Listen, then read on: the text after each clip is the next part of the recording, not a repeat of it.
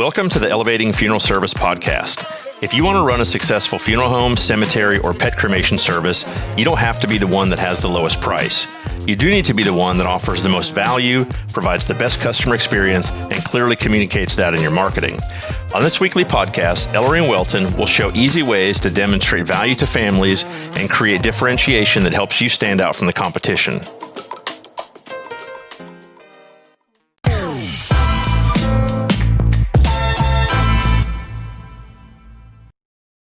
Hey everybody, welcome to another episode of Elevating Funeral Service Podcast. I'm your host, Ellery Bowker. I'm with my good friend and co-host, Welton Hong, and we've got a great show for you today. We're going to be talking about your funeral home domain name or your cemetery domain name and how to protect that.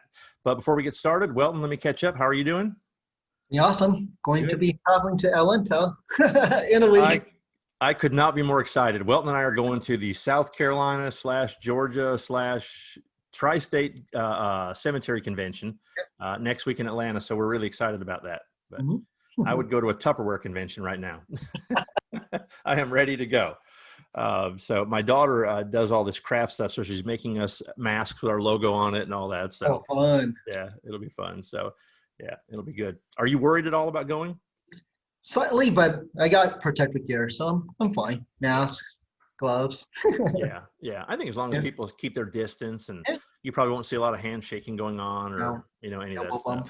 Yeah, well, I do look forward to seeing you in person, hanging out with you, and I look forward to the convention. So anyway, let's dive into it. So for all the listeners, I'm going to be showing a few things on my screen, so I'll try to kind of sportscast it for you, but I would probably encourage you to go back and watch it on YouTube, at least the clip where I'm going to show it on the screen, because it'll make a lot more sense if you actually see it.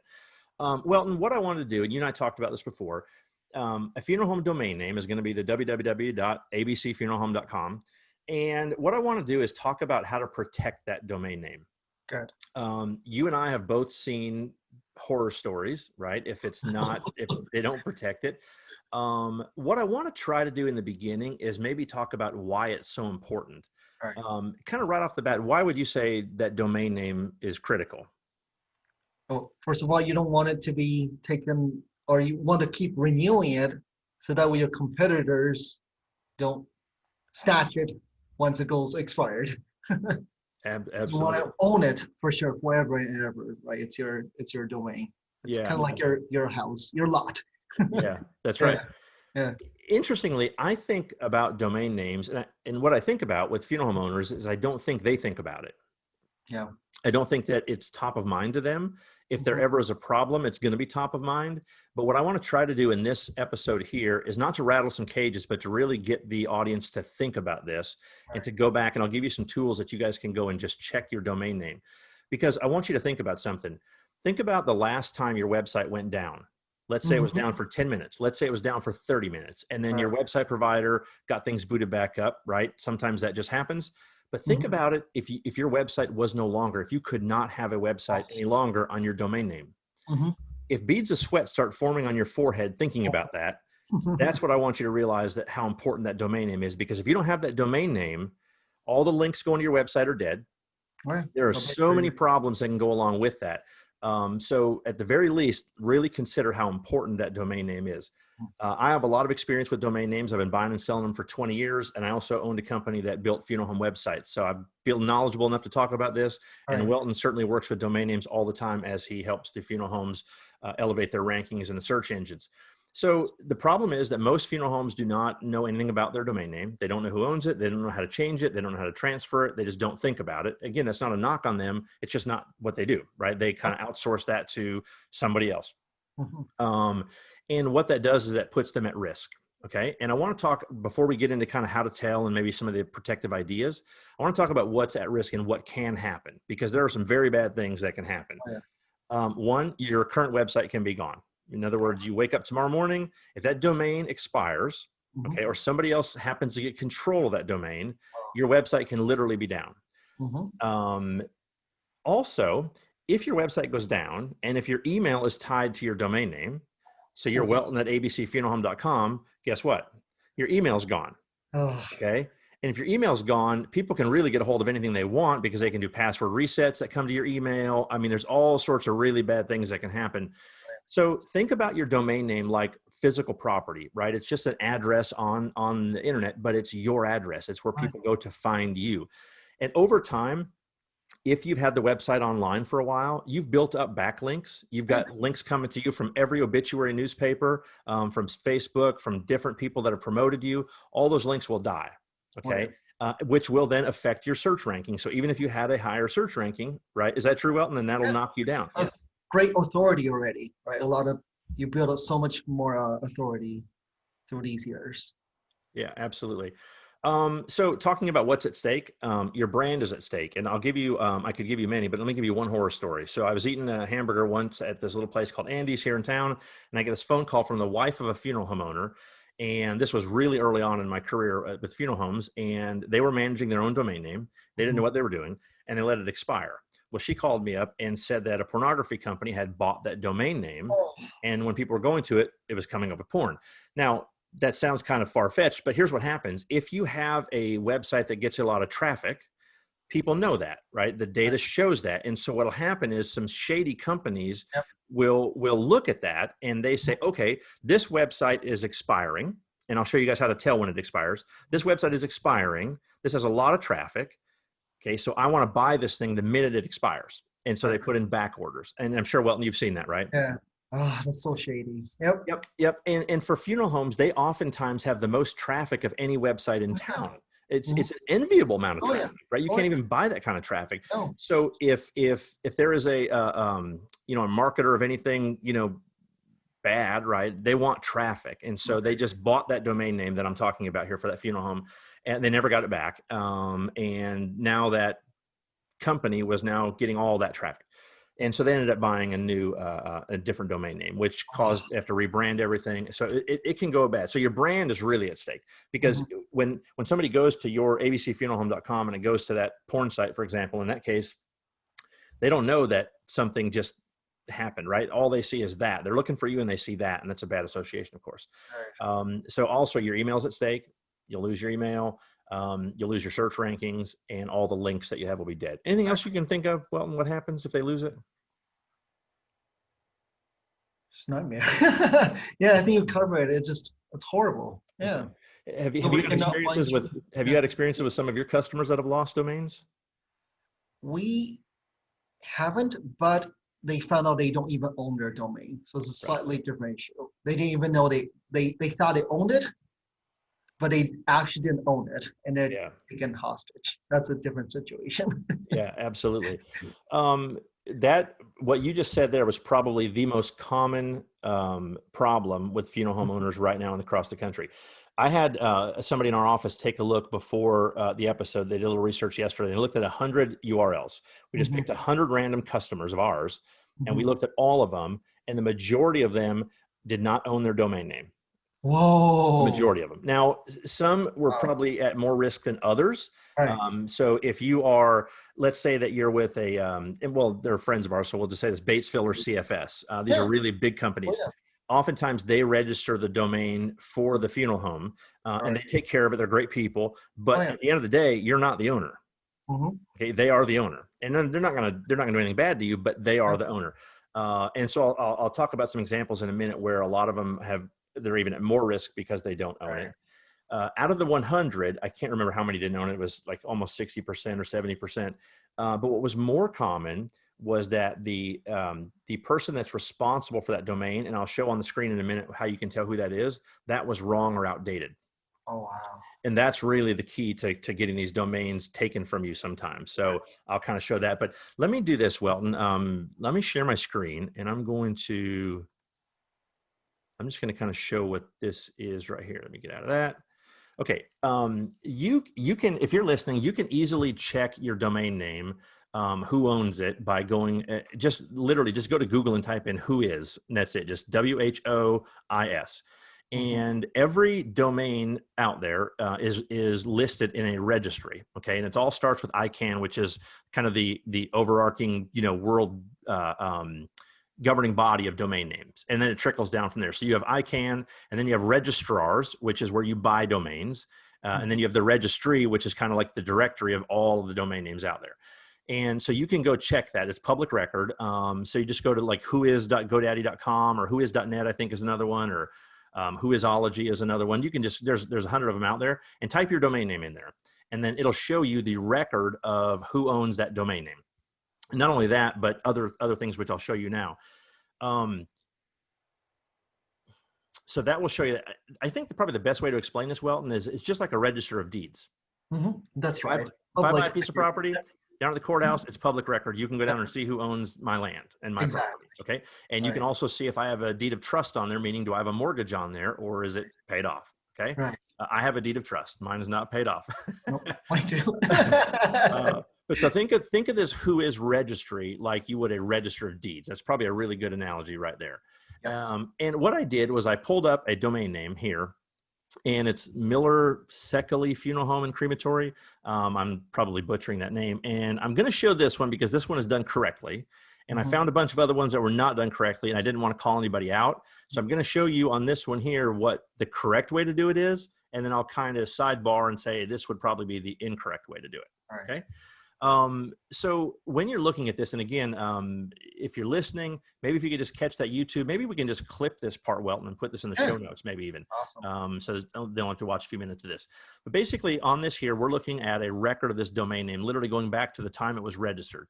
And we can see that it was created on August 18th, 1999. It expires August 18th, 2025. So this one's got a little ways to go. It's 21 years old. That matters too in Google search ranking. So the older the domain, the more authoritative it is.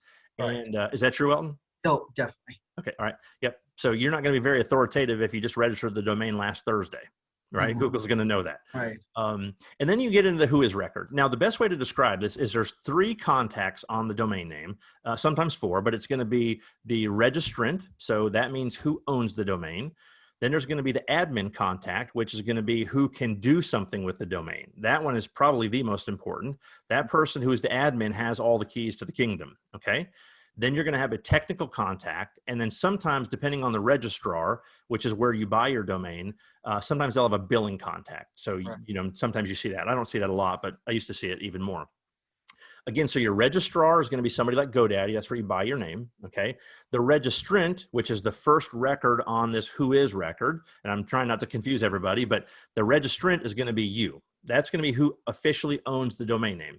Right. In this one here, you have the registrant name, and then you have the registrant organization. And this is really key because the registrant name, in this case, they put the funeral home name. That's fine, but the registrant name would probably be Welton Hong, okay? Right.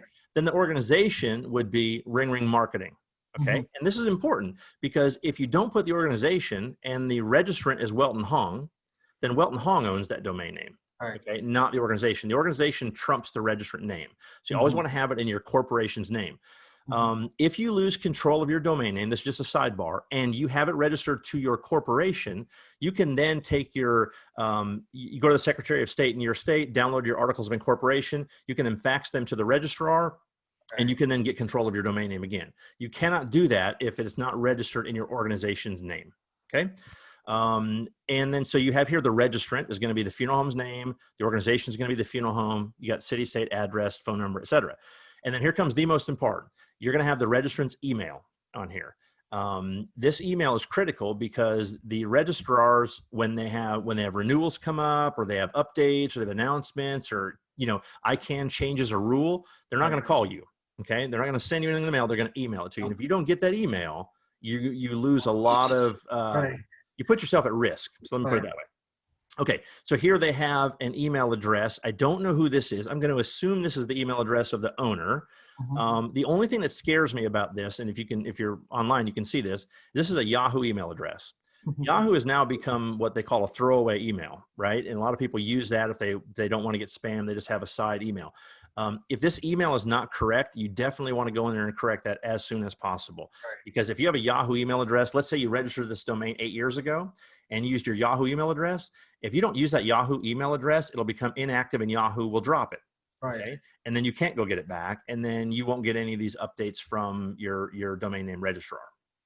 Okay. And then the second contact that's going to be on this registry is going to be the admin. An admin typically is going to be the name of whoever, the personal name of whoever is managing that. And then you'll also, again, have the organization name. And then you have the admin email. And this is critical. The admin email is the official email on record with the and this is across every registrar. This is ICANN standards. It's not, everybody doesn't do it differently. Everyone does it the same way. The admin email is the one that has the power to transfer the domain, unlock the domain, move the domain. That is the only one. So that is the email. If you don't have your email on anything else but that is the one you want, because you will get emails saying, hey, somebody's trying to transfer this domain name out, or this domain name is about to expire. So that one has to be right. And then the last one you have, well, it could be the last one, you have the technical contact. So typically companies will have whoever your website provider is or your software developer, that will be the tech contact. And typically if we're developing something and we want to talk to the technical people at this company, that's the contact that we would use for that. Okay. And then sometimes they have the fourth contact, which is just the billing one. That's who will get the emails for the bills. So you have anything to say? Any comments on that, Welton? No, yeah, you explained it very, very well. Okay. Yeah. And the way you can tell, again, is go to Whois or any of these other ones and then take a look at this. Now that I showed you kind of the right way to do it, I want to give you some thoughts on what you want to look out for. Nowadays, websites are very mature in the funeral business now. Okay. Most people have them. If you don't have them now, I just think you don't want one. Okay. Because we're 15 years into this thing. You have to have a website. Matter of fact, most funeral homes are on their fourth or fifth one by now. If you're with Batesville, CFS, Funeral One, all these big companies, they've got your back. Nothing's going to happen to your domain name. They're totally fine.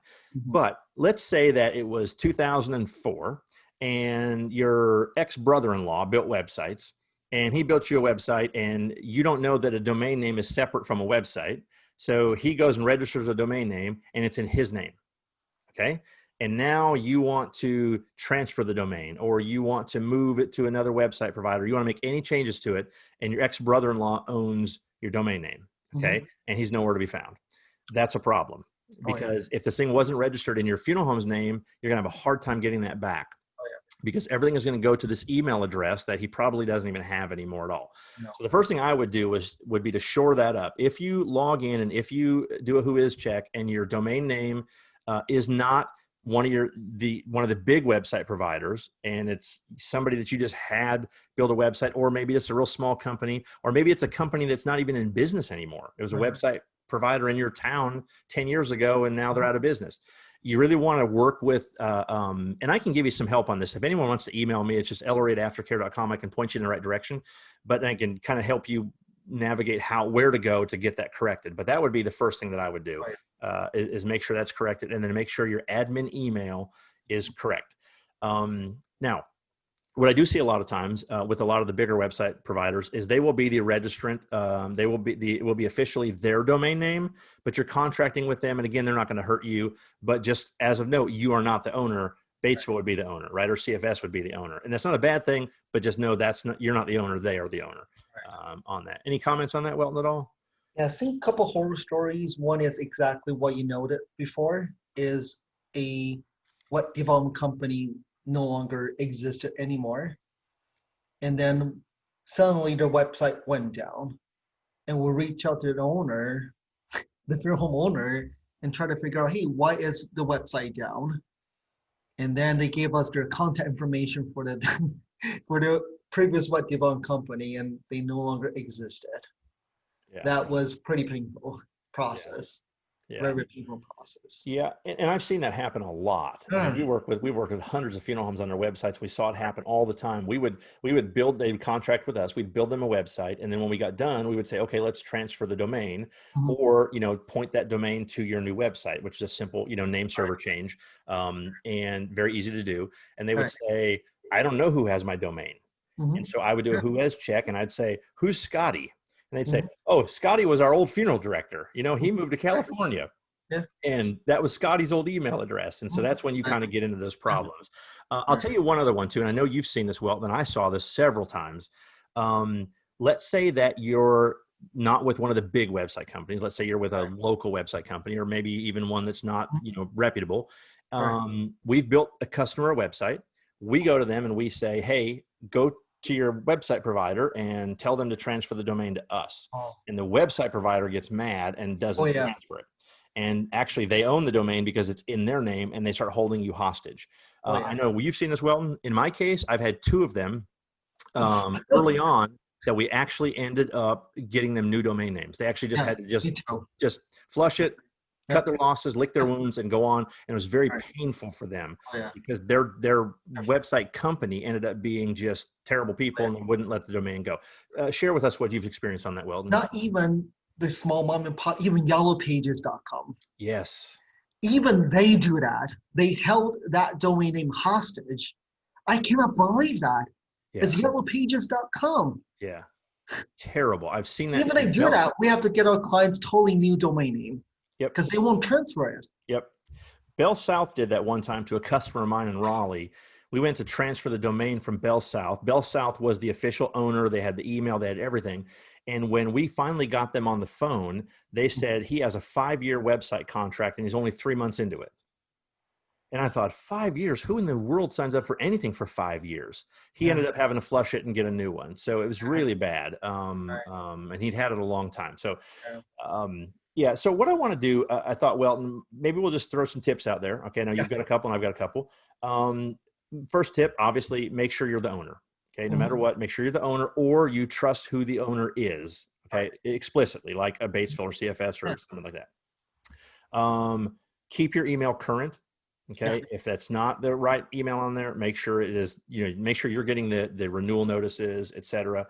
3, you need to lock your domain. And I know if you don't know domain names, you're not going to know what this means, but on every registrar, you have a way to go in there and lock that domain. And basically what that means is that you are telling that registrar, this domain name cannot be transferred out of here. Okay. Because believe it or not, people steal domain names. This sounds crazy, but people can steal a domain name. And the more valuable that domain name, the more at risk it is. So at the very basic minimum, you want to lock your domain name. If you don't know how to do that, call up the registrar, okay, or just let me know and I'll show you how to do it. If you have access to it, all of the big website companies, they do this, so you don't have to worry about it. But locking that domain, it probably is the easiest way to prevent somebody from just getting the domain, nefariously. So the last one, and I think this is just a no-brainer to me, is if you own the domain name and you plan on being in business for a while, just register the domain for the next 10 years. You don't have to worry about it expiring. It's $8 or $9 a year. So spend $100 and register it as far out as you can. And if you don't want to do that, at the very least, turn on auto renew. Make sure you have a good credit card on file, and they'll email you if you don't, and just let it renew automatically.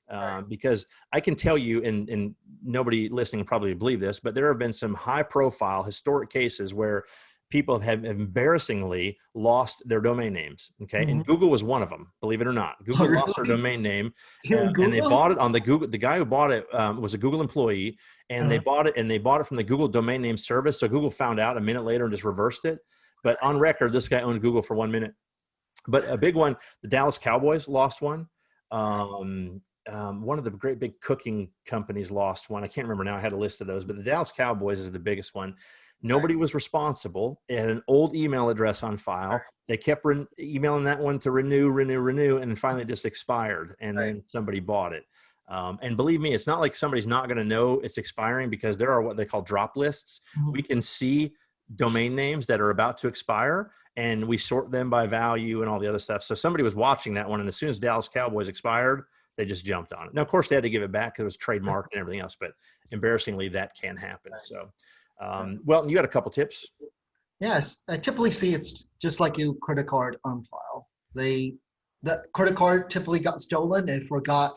There's whenever credit cards get stolen, there's so many things you have to remember what to replace it with the most current credit card on file. So I really see credit card. Make sure the credit card on there is the right one, and as you know, that make sure it's on auto renewal.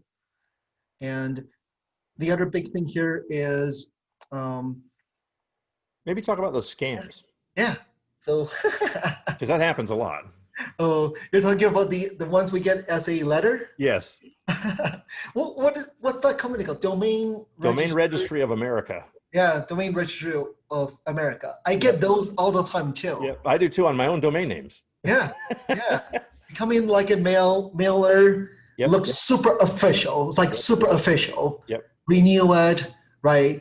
And typically our clients, luckily, they will send it over to us. Hey, should we renew this? Yep. And of course, I know it's a scam. Yep. But many of them actually mail in their check. Yeah, Yeah.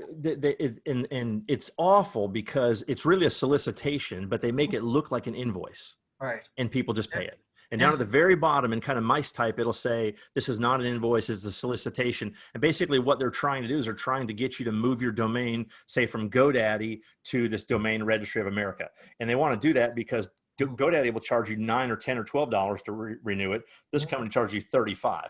Yeah. And so they're terrible. So if anybody ever gets a letter in the mail from Domain Registry of America, just throw it in the mail or throw it in the trash. And also emails, it comes in emails sometimes, they do that as well. So talk about, Welton, how you were talking about explaining to the audience the difference in like a domain name and then like your web hosting company. Right. Yeah. So typically our clients get confused domain versus hosting company. Right. So how it would kind of think it as you can move your hosting company around, right? That's not a problem. You can have GoDaddy hosted, you can have Cloudways, you can basically kind of think it as a mobile home. So you get to move it around wherever you want. So you can move it to anywhere you want to go. But typically our clients, they get confused domain name versus hosting. Very often they're totally separate companies. Correct. And when a client's website goes down, we're trying to figure out, hey, is it a hosting or is it a domain name? Right. Yeah. That's a good point too. And it's a good distinction because if you own the domain, the hosting company is going to be who you're paying to host your website online. Right. Okay. And if you own the domain name, you can divorce yourself from that host and choose a new host, right? So basically think about it like you own the domain name and you're pointing that domain name to whoever's hosting that site. Okay. You name server changes, but think about it just like you're pointing and saying, okay, I want this domain to go to this host. And if that host doesn't treat you well, or you have a better offer somewhere else, or you want to move for any reason, you can, have somebody else build you a website and then simply point that domain kind of at that new site. That's why it's critical that you have control of that domain name. So as a bonus, I thought we'd throw out a couple more tips. This has nothing to do with protecting your domain, but Welton, my tip is going to be to buy every variant of your domain, right? That you can and you can afford and that you want to. Talk about that. Right. So typically clients will forward us email. Hey, should I get the .net, the .org, .site, .vegas, whatever, surrounding it? So I always say it depends. Right. But Ellery, I think you probably would agree sometimes to even just buy it outright. Yeah, I would for a couple reasons. Okay. One, typically anybody that has a trademark, okay, you're going to want to get every variation you can of it. Okay. But with funeral homes, particularly with common names, like let's say you take a look at like Jones Funeral Home, right? There's 1,000 Jones Funeral Homes. There are going to be so many that if a Jones Funeral Home wants to buy a website, they're going to go look and try to be jonesfuneralhome.com. You're not going to get it, right? You're not going to get jonesfh.com. So you're going to have to start trying all these different variations. And so you could end up with jonesfuneralhome.org or .net, okay? And then people start getting confused because truthfully, in my opinion, the only one that matters is .com, because even if you're jonesfuneralhome.net and you tell somebody I'm jonesfuneralhome.net, they're going to go home and type in jonesfuneralhome.com. I guarantee it's going to happen. So you might want to just buy it just to own it and no one else can get it. So there's no confusion. But what I want to do is I want to think about, we call it the billboard test. So think about your domain. And if it's hard to spell, if there could be different variants of it that people might not know, you want to try to buy up that. And I'll explain what I mean. So our company, our official parent company is Directors Advantage. So it's Directors with an S, Advantage. But I also own Director Advantage. So if somebody doesn't type in the S because they didn't hear it, they're going to still get me. Okay. And so if let's say you're jonesfuneralhome.com, you might want to check and see if jonesfuneralhomes.com is available. And if it is, buy it. It's $10, it's $12, it's $25, whatever your host charges you. Believe me, it's the best money you can spend all the time. I guarantee it. Because if you don't want to spend that money, think about how you're going to feel if you type it in jonesfuneralhomes.com and it's now a competitor. Yeah. Or it's going to somebody across the country. So you want to buy every variant you can of that. So think about it also too, that if you're hard to spell, just for fun, Welton, just for fun, I went and looked in our database. We have a database of every funeral home in the country. And we looked in it and What do you think the longest domain name is? I'm not going to name it. Oh, wow. How many letters do you think the longest domain name is? And 30? just a tip, the longer the domain name, the worse. You don't want a long domain name. What do you No. think it is? 30? 33. Oh, I'll send it to you on Teams in a minute. It was okay. 33. Okay, so think about this now. You're trying to tell somebody, hey, go to, and the name is 33 Yeah. characters long, and there's about 4 names in those 33 characters. Wow. There's no way anyone's going to type that in there. And get that Even correct. somebody emailing you, they have to type. That's exactly right. You're now Welton at 33characters.com. Right. Right. Yep. It's completely impossible. Right. So at some point in time, you might want to think about your domain name and say, hey, can I shorten it at all? So it might be worth looking at that. But I think at the very least, make sure that you own the domain name variants around your domain to make sure that you're protected, on that. So, Right. Yeah. Perfect. Yep. What else do you think, Welton? Anything else we need to share with them? No, that's good. Just please protect your domain. Yeah. And if you want any Something help, more Welton and I stories. Welton and I both know this inside and out, what we do. So if you want any help from either one of us, it's welton@ringingmarketing.com or ellery@aftercare.com. We'll be happy to look at it. If you want to email me or Welton, we'll look it up for you and we'll tell you. I'll take a screenshot and show you, here's who owns it. Here's what you might want to do. If you're in a jam and you can't find the owner or you're kind of locked out, I've got a little bit of experience getting those things straightened out. I'm happy to lend a hand or at least point you in the right direction. Right. So to do that. But again, if I could just impress one thing upon you is think about how you would feel right now if you woke up tomorrow morning and you didn't own the domain name and the website's gone.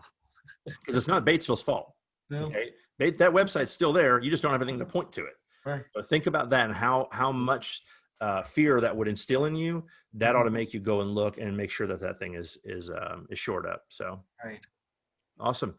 Well, listen, thank you guys for listening. We certainly appreciate it. Welton and I try to bring you guys tactical information, and hopefully you're finding value in it. And if you are, and you wouldn't mind, if you wouldn't mind leaving us a review on any of the podcasting apps, that would be helpful. Or you can comment on any of the YouTube videos as well. So we appreciate it, and we'll talk to you guys next week. Thank you. Bye. Bye-bye.